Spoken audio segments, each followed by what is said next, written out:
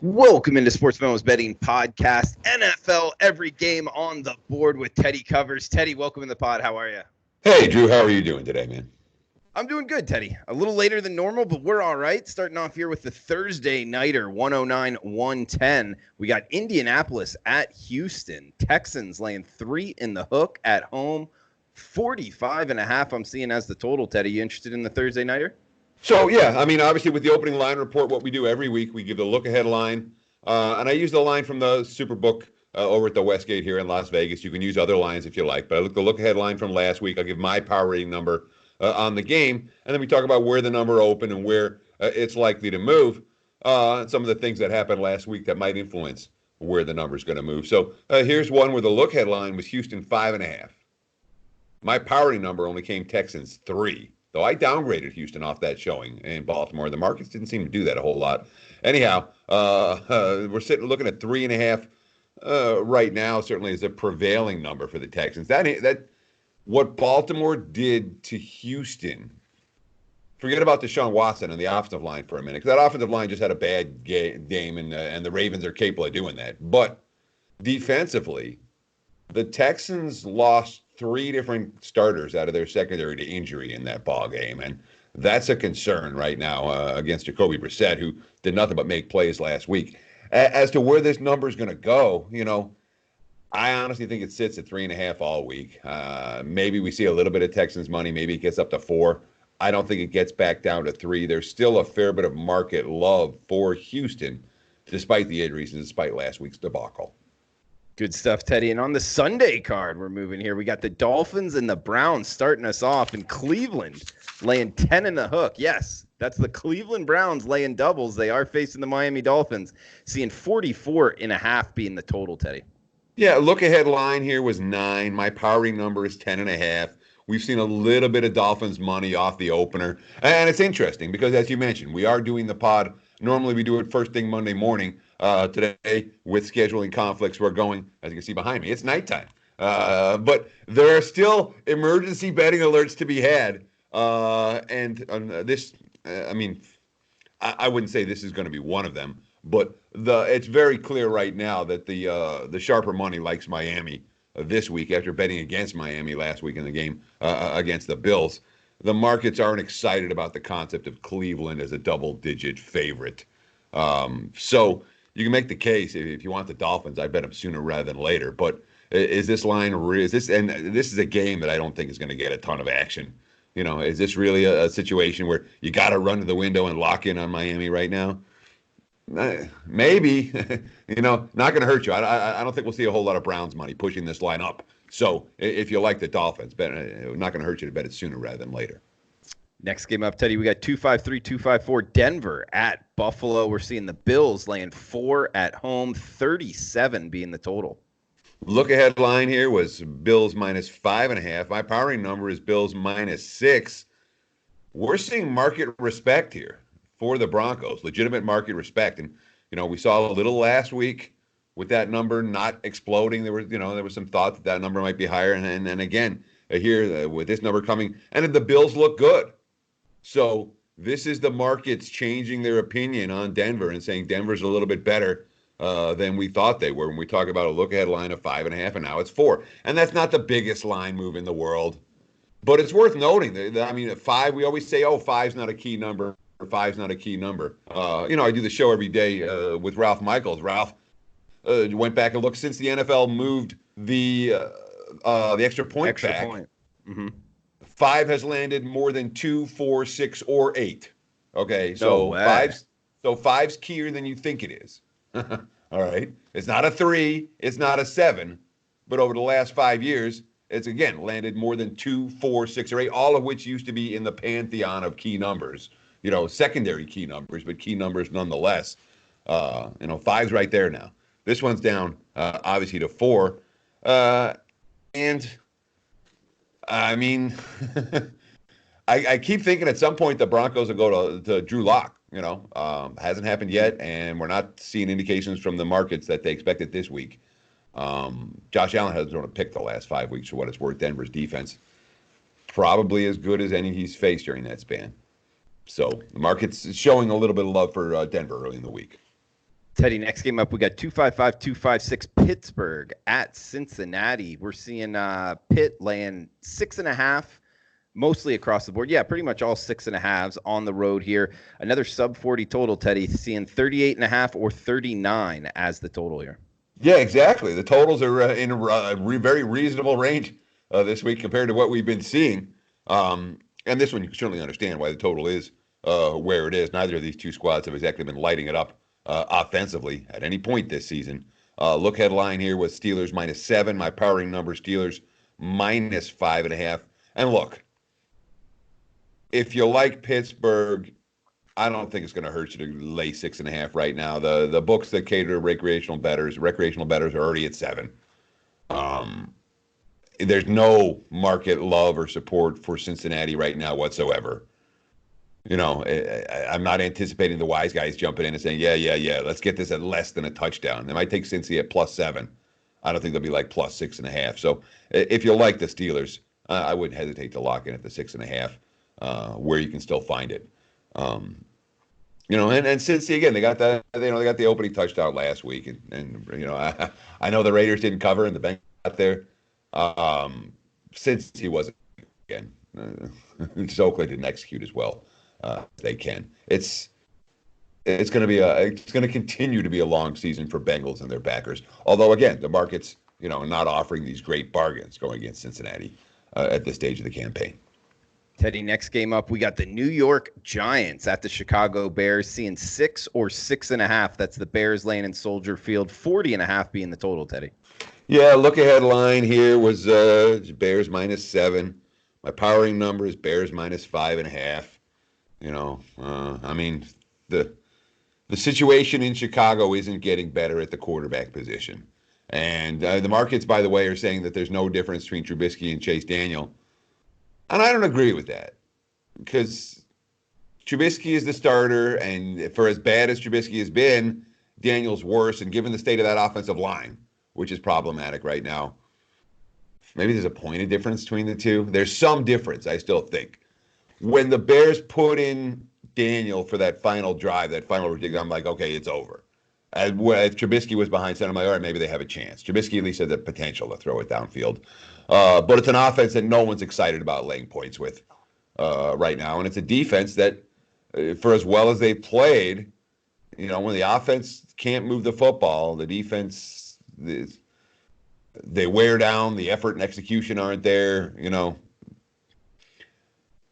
I'm not laying with the Bears this week. I don't think the market's going to lay with the Bears this week. There's going to be a little bit of love for the Giants in the market. There already has. So, the 7 that was a look-ahead line, I don't think we see that again. I'll just leave it at that. Teddy, we got 259-260 up next. Oakland Raiders, the surprising Oakland Raiders this year at the New York Jets. We got 46 being the total, with the Raiders laying 3 on the highway here, all the way on the other side of the country. Teddy, you interested in the Raiders this week?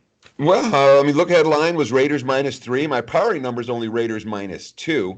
And I've been a little bit ahead of the market on Oakland in recent weeks. Oakland cashed, a ticket for me against the Chargers. I didn't have them against Cincinnati, thankfully. But that, I don't think, is going to be the Raiders' role. They've been good going out east and facing quality teams in 10 a.m. starts all year. And the market, not every game. The Vikings game certainly stands out. But for that ridiculous road trip that the Raiders went on, they performed well, and the markets haven't forgotten. Although the 3-0 homestand, is this a fat and happy team? I wouldn't be. We're not going to see more Oakland money, okay? It's not going higher than 3. So, especially given the way the Jets played last week against Washington. And look, we saw the worst the Jets can play in the, the Dolphins loss? Yeah. And we saw the best the Jets can play last week. That's the up and downs. And remember, everyone was going crazy. Oh, my God, the Jets lost to Miami. It's all hell's breaking loose. Well, the game against the Redskins might be the opposite of that, because they play great. Jets don't play that great every week. The execution level was there. Darnold with a career day. Jamal Adams going crazy, blowing up the defensive line of scrimmage. I don't know that any of that happens against Oakland. Oakland's a better team, obviously, than Washington. But this line's not going up. It's not going higher than 3, and you can see that pretty clearly when you start to look at the leading indicator book. So if you like the Jets, grab a 3 now. If you like the Raiders, there's no rush. Teddy, heading to the NFC South here, we got Carolina at New Orleans, seeing 46.5 or 47 being the total. New Orleans laying 9.5 mostly. There is a 10 out there at Chris. So, Carolina at New Orleans in the Big Easy, Teddy. So look ahead line here was Saints -7. My powering number is Saints -10. I've got for me, it's Patriots and New Orleans at the top of the power ratings, and everybody else is a notch or two below those two. So I'm pretty high on the Saints. But again, my number 10.5, the market's 9.5. That was a pretty demoralizing loss at home for Carolina. They certainly played. That was a bad game. They fought tooth and nail at Green Bay the previous week, and maybe that showed up. But when you're talking about the concept of a Kyle Allen playing against the Saints defense, that's just shutting teams down right now. And I don't anticipate that we're going to see a ton of Panthers money here, although there's no indication that this number's coming down. In fact, right now it feels like the type of line that feels right at 9.5. I think it's going to sit there in that range for a while. Staying in the NFC South, Teddy, we got Tampa Bay at Atlanta. Falcons laying 4 or 4.5 in Mercedes-Benz, 51.5 being the total. Yeah, look ahead line here was Atlanta -3. My powering number is Atlanta -4. And on this very show last week, Drew, I was sitting there bemoaning like a 2-point line move for the Falcons, going, well, I missed a number. And then they end up winning by 40 or whatever, a game that was over in the first quarter. I'm like, wow, gee, those 2 points really mattered.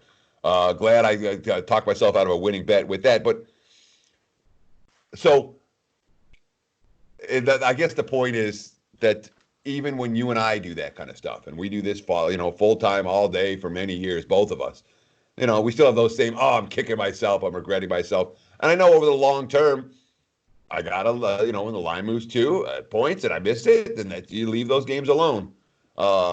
It's a long-term winning proposition, but that was pretty silly.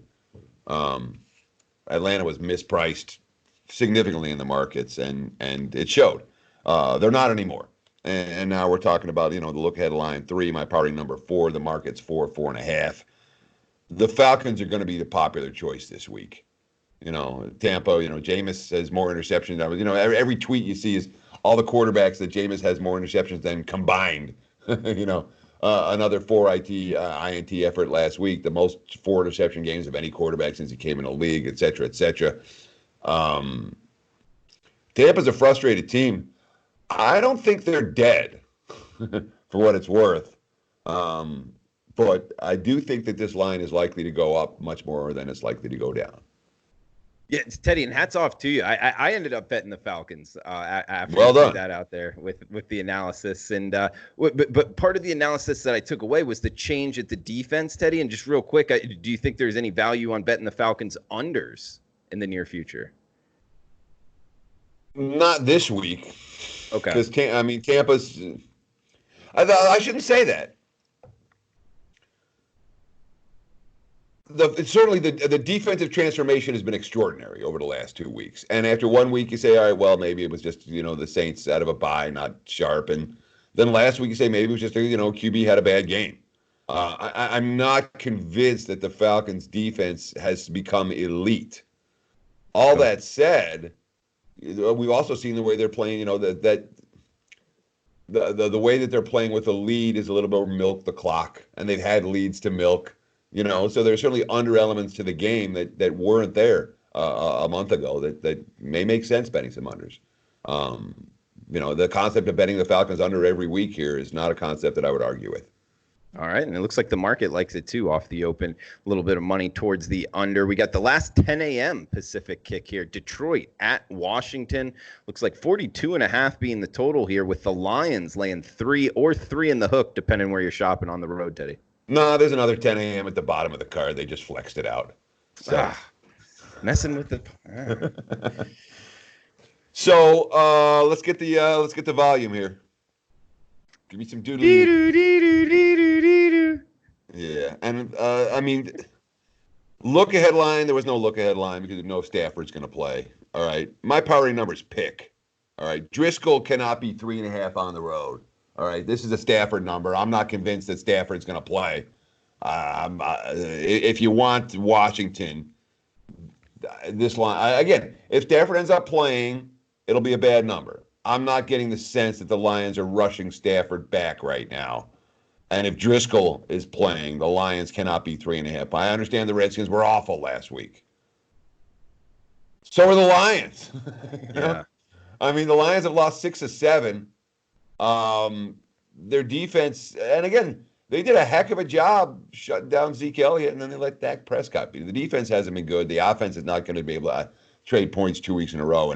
And this line, again, it cannot hold if Driscoll's at quarterback. I'll just leave it at that. Again, my powering numbers pick them with this current situation for Detroit.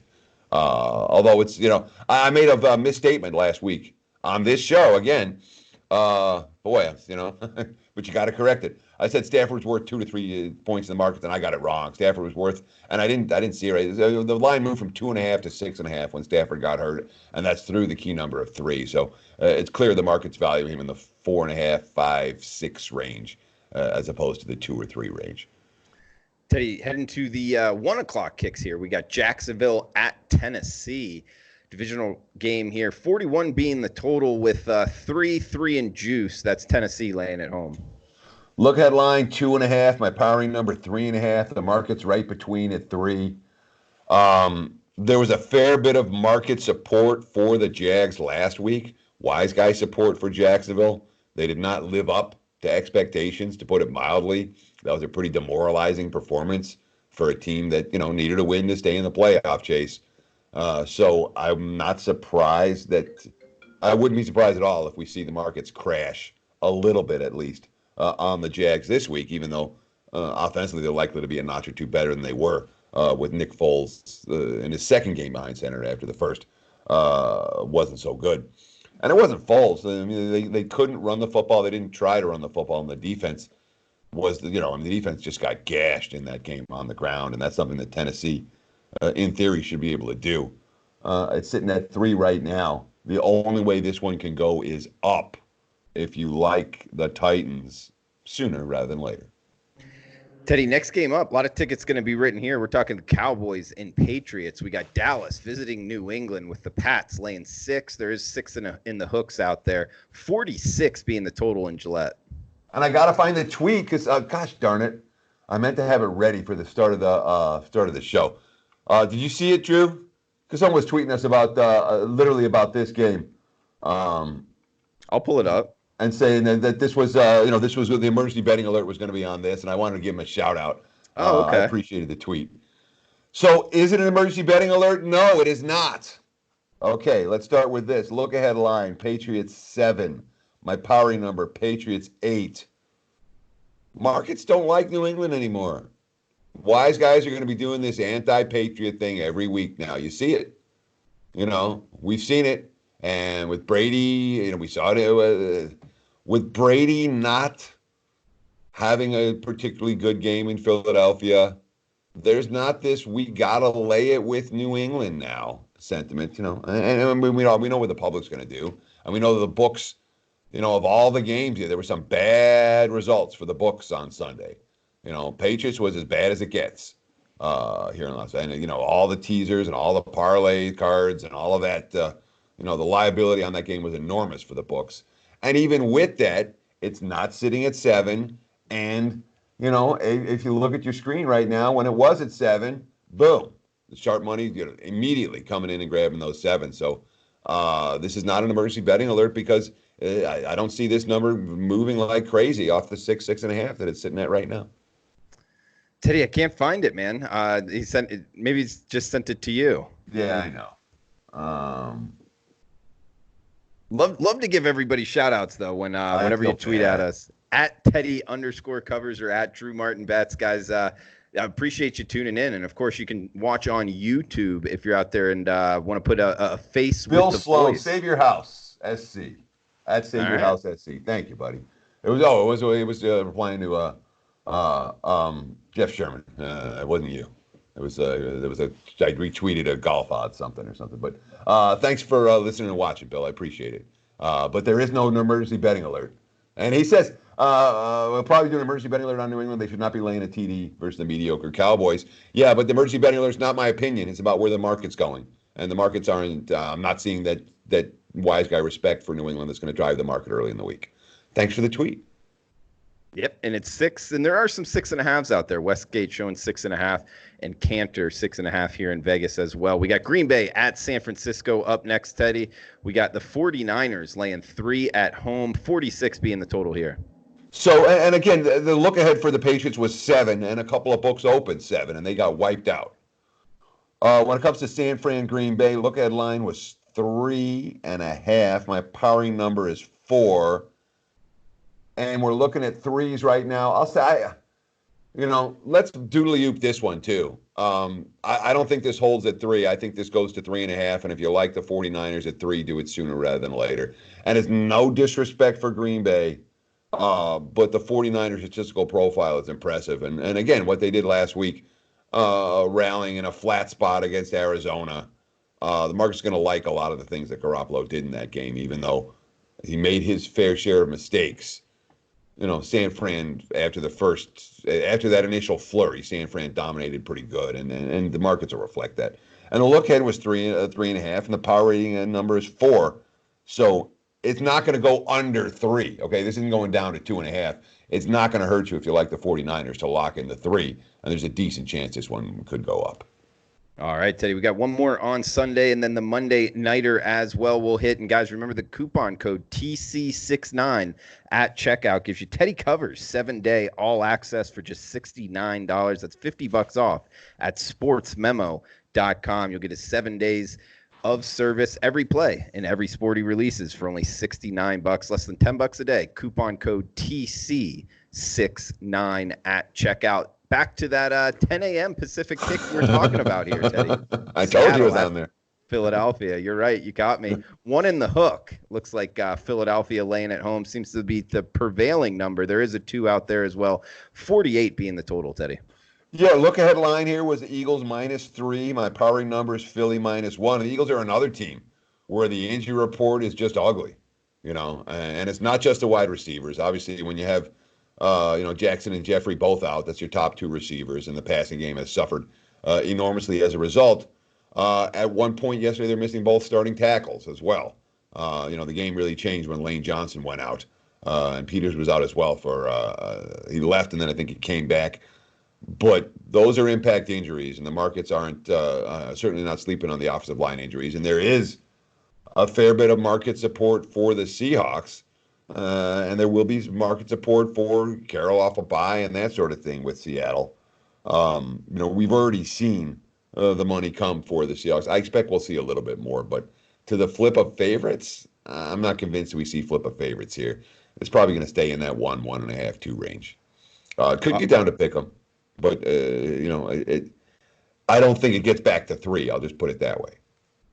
Teddy, we got a quick look ahead here towards the Monday nighter. We can hit it next week on the NFL opening line report, which will be back to normal timing. We got Baltimore at the LA Rams, 46.5 being the total. Looks like the Ravens laying 3 with some juice on the road, Teddy. Yeah, and we got another tweet on this game too. So I'm not gonna. Now I got to find that one. Sorry. I should. From Humble Greek, and Humble Greek asks. He says, "What are your power ratings saying for Ravens at Rams? It should really be at 6 or 7. Am I correct in saying that?" Well, this is the answer. The look ahead line here was pick 'em, and my powering number is pick 'em. Right in line. No, the line's 3.5. But I'm saying your power surprised me. This, 3.5. This one, this is a lot of market support for Baltimore. This is the Ravens away. Just like we talked about, this is the week where the markets made the adjustment on Denver. This is the week the markets made the adjustment on Baltimore. The Ravens are now being priced like Super Bowl contenders, and obviously the Rams are being priced like a team that struggled to beat the Bears, which they did. This line surprised me a fair bit. And again, where's it going to go? If you like the Rams, grab a 3 at 3.5. When your look ahead line is pick and your powering number is pick, and you get an opportunity to grab it, put a 3.5 in your pocket. That's from a betting standpoint. That's the way to look on this one. I know, and I'm just of course they're going to be a popular side, and then maybe there'll be 3.5s right through kickoff, but there might not be, and that hook is worth something. So again, if you like the Rams, that's one to grab the hook now. And we'll be able to hit on that on next week's opening line report. And guys, the coupon code TC69, remember that at checkout for Teddy Covers 7-day all access. Coupon code TC69 for savings there at sportsmemo.com. Teddy, anything else you want to throw out before we shut this down, man? We're all business, man. We're going at night, It's a whole different feel, but it was kind of interesting because this morning I was like, what am I going to use? What am I going to use? I forgot that we weren't going. And then when you do it at night, you kind of get a whole different perspective because the market's already made the initial moves. You're like, okay, what's next? So I thought it was interesting. It was a good experiment. Let's do it at the normal time next week. Yeah, good experiment. One time and done. And guys, that is my fault. Just flew in from Mexico City, actually. It happens, dude. Yeah. Well, we kept it going, Teddy.